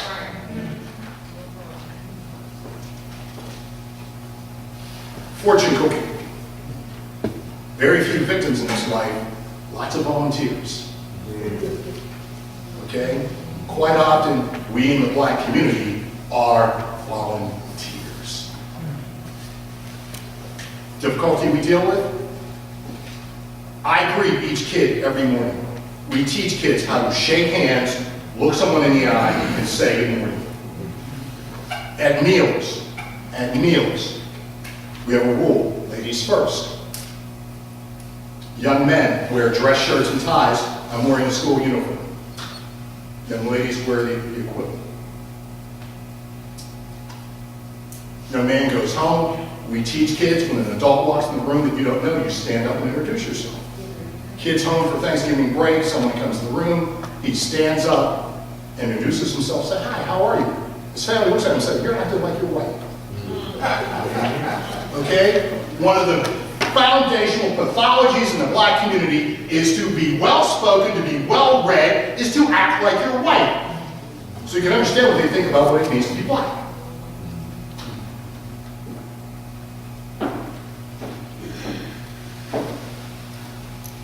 What we do is really basically very simple. We insist that they work hard. We have a rule. You don't do your homework four times in a term in a given course. You fail the course for the term. We don't have D's. Lowest passing grade is a C. You put your hands on someone, you threaten someone, you use social media to demean someone, you are out the door. You bring drugs to school, we turn you and the drugs over to the police. We are somewhat Darwinian. The organism that fails to adapt perishes. Because you know what? We are not about the risk, the education, and the benefit for everybody for one or two people. Basic rule, the needs of the many outweigh the needs of the few. But at the end of the day, the next to the last Thursday, every May, we get together and celebrate. There are a group of kids who could have ended up in jail, a group of girls who could have ended up pregnant, and some of them could have ended up dead. And believe me, we've had one or two kids who didn't make it, who I had to go to a funeral. That happens. This is real life. This ain't Disney. At the end of the day, on that Thursday, there are a group of kids who stand up, and besides a graduation diploma from the Neighborhood Academy, they've got a letter of acceptance from a half-dozen colleges. And between 4 and 5 years later, I'm going to be sitting my backside on a hard bench in a hot, overcrowded gym, and we're going to watch them walk across the stage, receive a college diploma. They're going to have an undergraduate degree. We've got a young woman who's finishing up her 3rd year of medical school. We've got 2 or 3 kids who have gotten their MBAs. But let's be clear, we didn't accomplish that by thinking that they were victims. No. We told them, you're responsible, quit whining and complaining and do the work. We insisted that they change their attitude, their behavior, the habits of mind and habits of heart. Because they do that, we are able to see every May, a whole bunch of miracles that absent God's grace and their choice. Because you know what? Even God can't help you if you won't take responsibility for yourself. God's grace and their choice and a consistent set of boundaries that do not budge. We have a bunch of kids that go on to college. That's who we are. That's what we do. Thanks.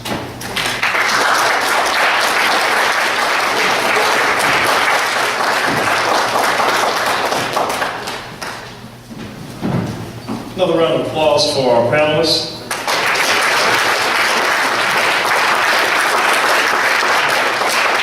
Now, we're running just a little bit behind on schedule, but we have a little built-in flexibility.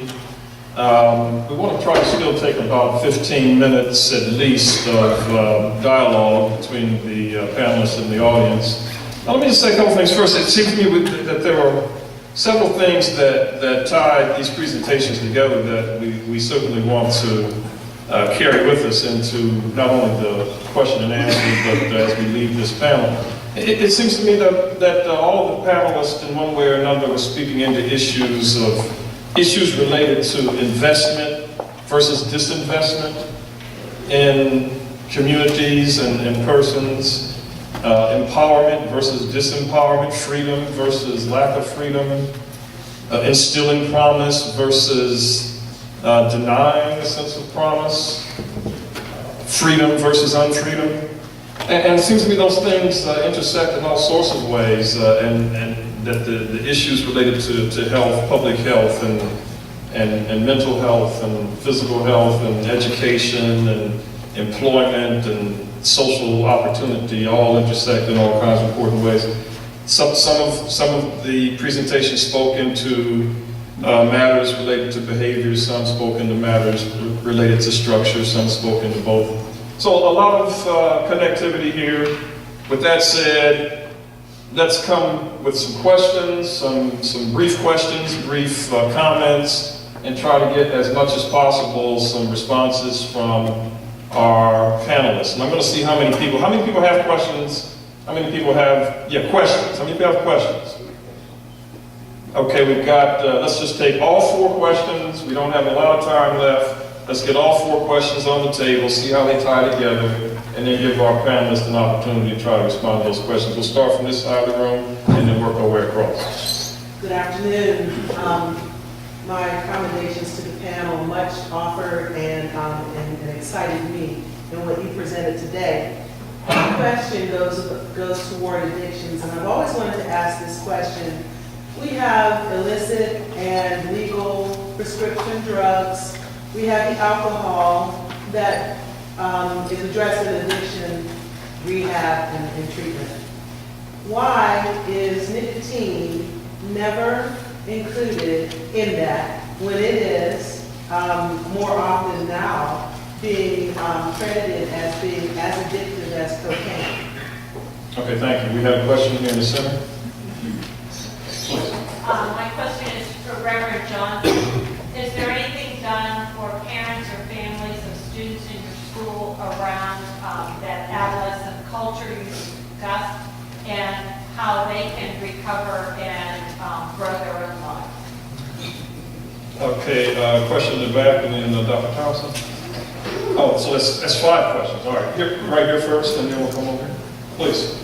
2 questions. One for the Pittsburgh Public Schools. I was part of the Pittsburgh Public Schools years ago, back in the 90s, and I applaud you for trying to have career and college, goals. But again, back when I was there, there was none of that. So I'm kind of glad that's starting to go on. So the question for that, is there some type of financial class or program that they have? Because for responsibilities, I know when I first semester on the college campus, all you see was a bunch of credit cards.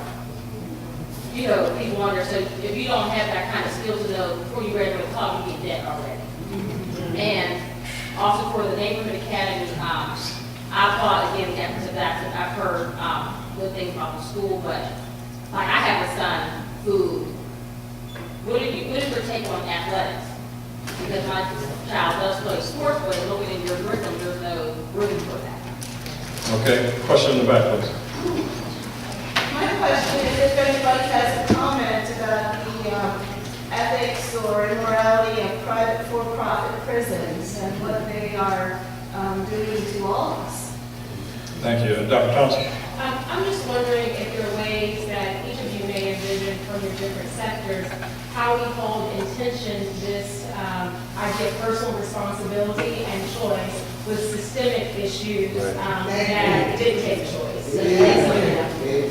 Amen. Okay, is that a question, Shane? Yeah, one quick question. I'd like to ask Reverend Thompson, what do? You mentioned several students, that you have interviewed in the insurance process who, maybe they don't know what a horizontal line is, or their math skills are up to par. What do you do with those students? Okay, now we've got this. Last question. I did want to question. I had a question for there were a lot of statistics in terms of children going on to college, but my question is, what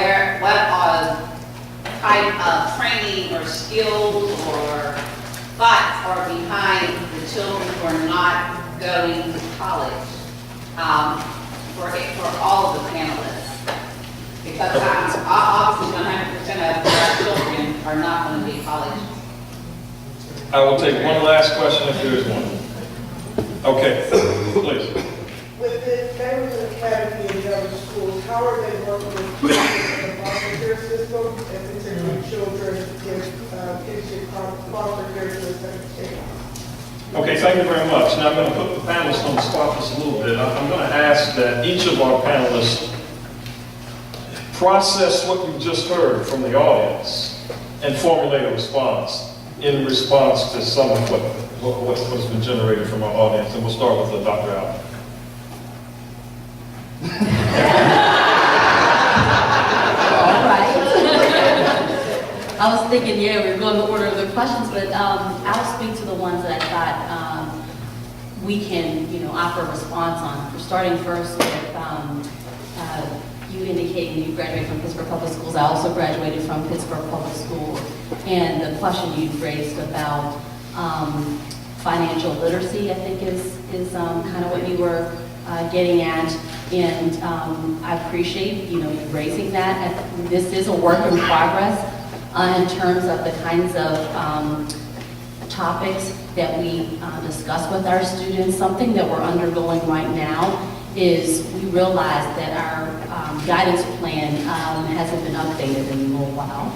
And we are going through that process now. I'm actually overseeing that work in collaboration with some other partners in the district to make sure pre-K through 12 that there are certain aspects that are covered. And we're using the Pennsylvania Career and Education Work Standards as our guide for making sure that there's certain areas that we're covering, and financial literacy is specifically called out in that. So it's happening in some areas, like we have pockets of success, but not to where it's intentionally integrated, within the curriculum or services that we provide to students, but that's where we're going. Dr. Allen, did you want to say anything about some of the other questions that maybe were not addressed to you, but that still have implications from your vantage point on these issues? I'm not there yet, but I am going to also address one of the other questions that came up that I think we all could respond to around what are the thoughts and motivations of students who are not choosing to go to college or some post-secondary education placement. And I think we do have to do a better job at capturing those students. Unfortunately, we lose some of those students before we actually get to, their graduation cohort. And being able to have more systems in place to be able to capture and recover those students actively, before they are a dropout, that lingers.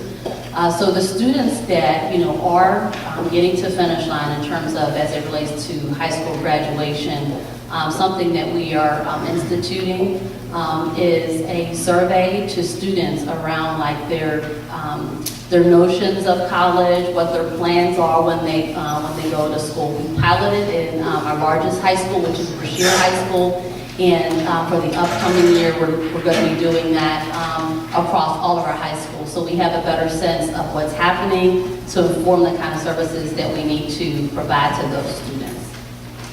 And if I have other thoughts, I'll jump in, but there are, I think, those who have, some direct questions that they want to answer. Although I'm looking at you, smiling, with that last question that you mentioned too, which was a heavy one around, this balance between self-accountability and structural. You worded it much more eloquently. Say that again? Systemic structure. Systemic structures. And disparities there, and this is something that at Pittsburgh Public Schools, I really applaud our superintendent for, because she's called this out amongst our leadership team, with our school leaders, and being able to, I referenced our equity work, but I didn't get to really talk that much about it, around I think that very notion. We're not there yet, but we are making a lot of strides, just in terms of the awareness piece.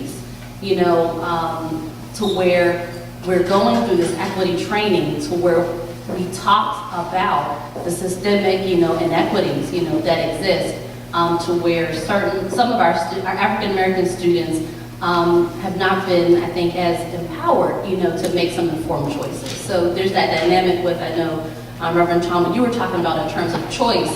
But then also we're looking intentionally about how do we empower our students and our families to be able to make more informed choices, and are there structures or barriers that we're putting in the way that would get in the way of students being able to self-actualize, and their families to be able to self-actualize. Thank you, Dr. Trotter.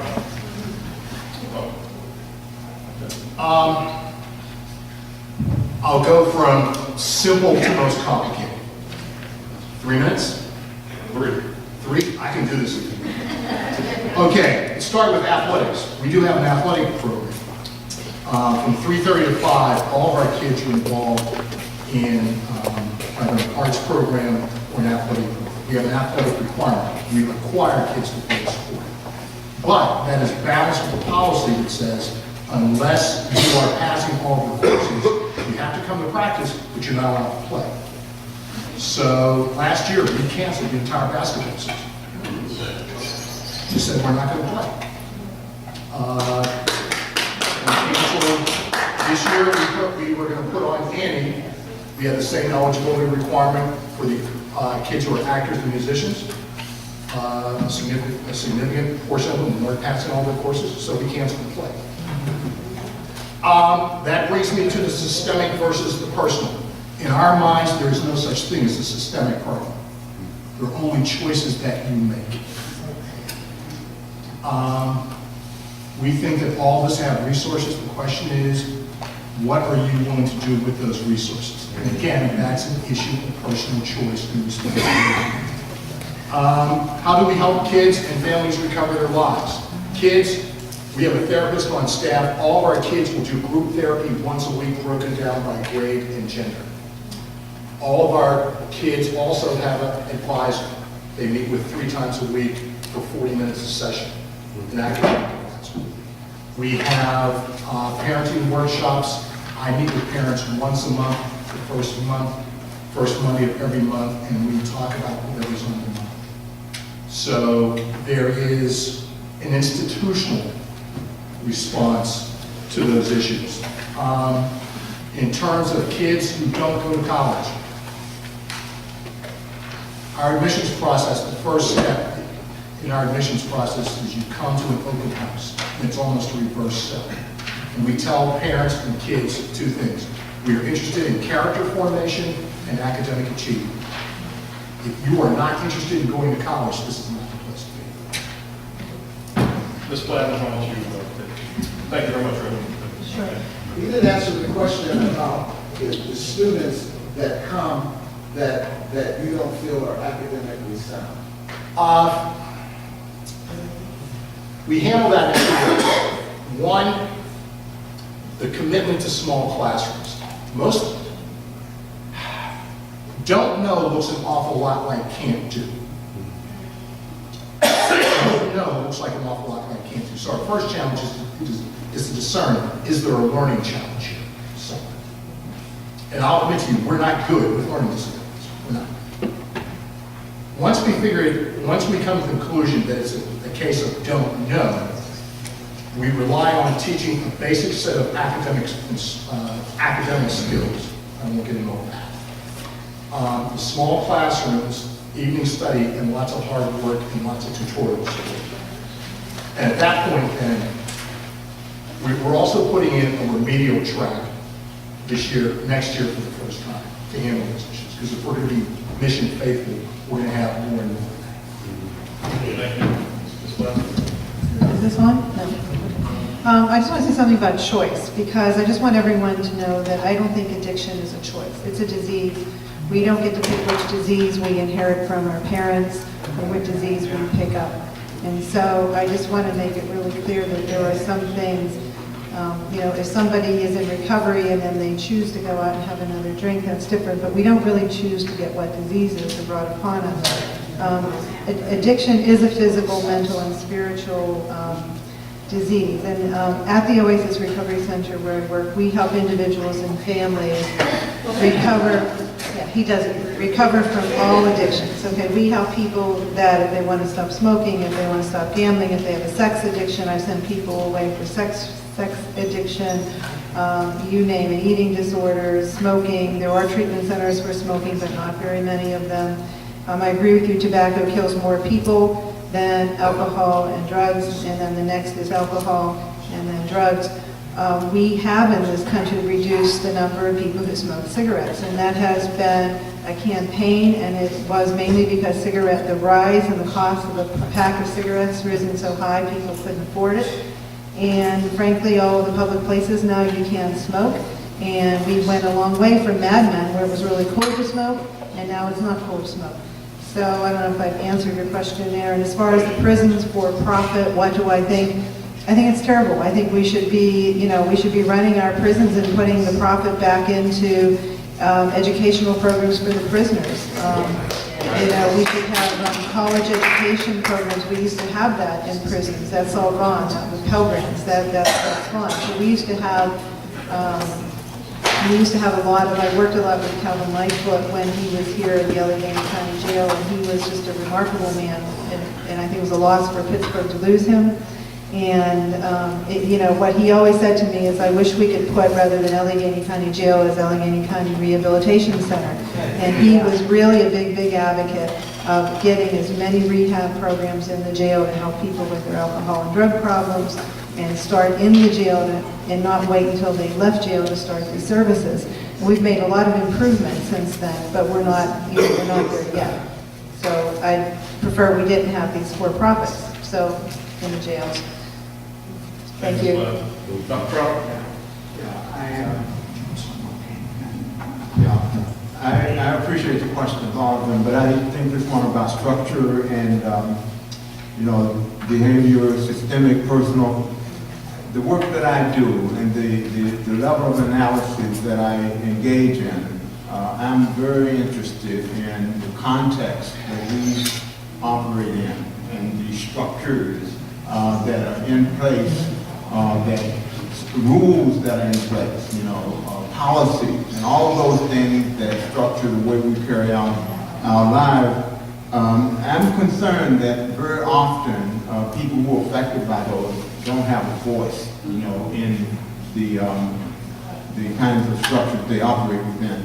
But let me just say, I'm not going to go on and on about that, but I want to just make a point about what I'm trying to understand better as a historian about today's world.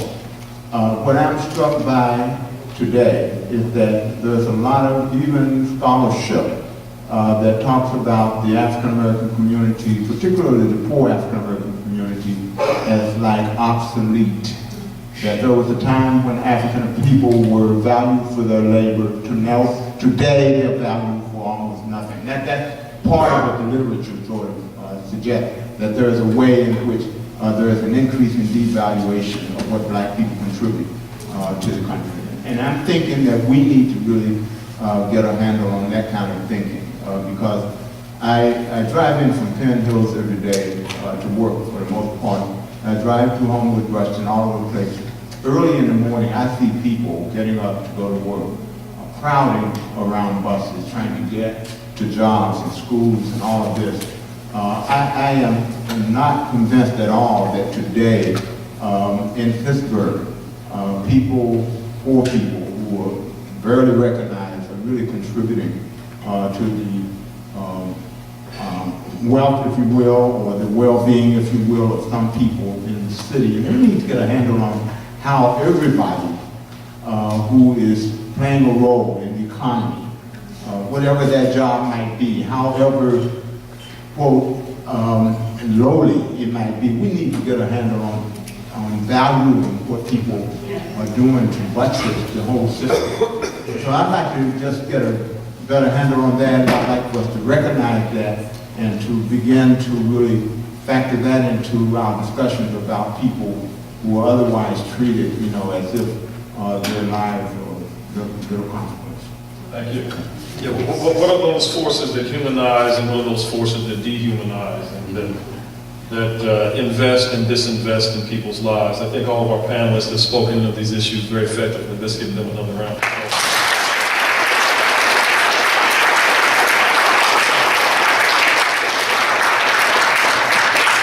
I'll ask Kimberly Merrill to come up with further instructions.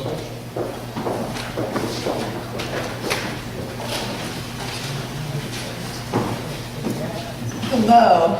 Well, as it relates to our formal full group sessions, these are our last moments together. This conference actually culminates with our legacy banquet, which is this evening at 6:30. We do have, let me get my notes here. We do have 6 tickets that happen to now be available. So if, in fact, you are interested in coming to tonight's banquet, you can see the person at the registration table for tickets. They are $35 per ticket. Let's see here. From here, we will be going to our workshops. And those workshops, if you have a green sticker, it will be in room 104. Blue sticker on your name tag, it will be in room 210. And a yellow sticker, your room number is 204. As you realize, we are a little over, and so the timing, it's currently 3:14 p.m. Workshop number 2 will now take place between 3:30 to 4:20. So we're going to cut the workshops 10 minutes short a little bit. So from 3:30 to 4:20 will be workshop 1. From 4:30 to 5:20 will be workshop 2. One thing I would like to say is that a lot of you have been tweeting throughout our conference. And just to give a small recap of what we've experienced throughout our time here, I'm going to read off just a couple of these tweets. We had Reverend Dr. Cheryl Saunders that was here with us and just graced us yesterday. It was so rich. She says, if it's a prayer breakfast and we can't pray, then you can keep your grits. Cheryl Sanders is not compromising. Another is the missing element in the American dream is the memory of suffering and lament that serves as a template for justice. That's also Cheryl Saunders. Hatred shows itself actively. Indifference is a cancer that kills silently. Then we had one of our panelists, Jeffrey Lucas, that says, I ask you what color our God is. I tell you, God is every color you don't want God to be. Then we have laws and policies change what we do. The Word of God changes what we want. Going on to last night's amazing worship service. Refuse to be silent in spite of the political processes masked in reconciliation speech. Dr. Alan Bouzet. How can we speak truth to power if our hearts are in the palace? We can only speak truth in the shadow of the cross. Another Reverend Dr. Alan Buzak quote is, sympathy. He's almost like, don't get it twisted. Sympathy is not solidarity. And then going into today, thou shalt not steal. Stop wage theft now. Of course, where that's Reverend Phil Tom. You can leverage influence around things that matter. Attendance and GPA. That was you, Dr. Ware. Dr. Ware Allen. Let's see here. The nation should remember the major economic contributions of slaves, poor, and working class people. And then one last tweet I'll read off is, remembering equals just distribution of resources, such as the major investments needed in distressed communities. We are elated that you have graced us with your presence at this conference. You've made this conference a huge success by your enthusiasm, by your alertness, by your activity with everything. And I just want to tell you on behalf of the Metro Urban Institute as well as Pittsburgh Theological Seminary that we are so grateful for you supporting us and being an active part of this conversation. As we move over into our workshops, really the whole combination of this whole time that we have together is going to be our workshops. We started off with our plenary panelists, which frame the context of what we're discussing within our workshops. But then it goes into, and we've carefully tracked the workshops, and then on top of that, whatever track you've selected, we've carefully crafted each one that's going to build off the other. And so by the time you get to workshop number 3 today, we will actually have some type of community organizing, type of seeing how then can we apply that which we've learned, that which we've grown through, and that which we can now embrace and go out and bless our communities. So thank you so much. God bless you. And let's do our work.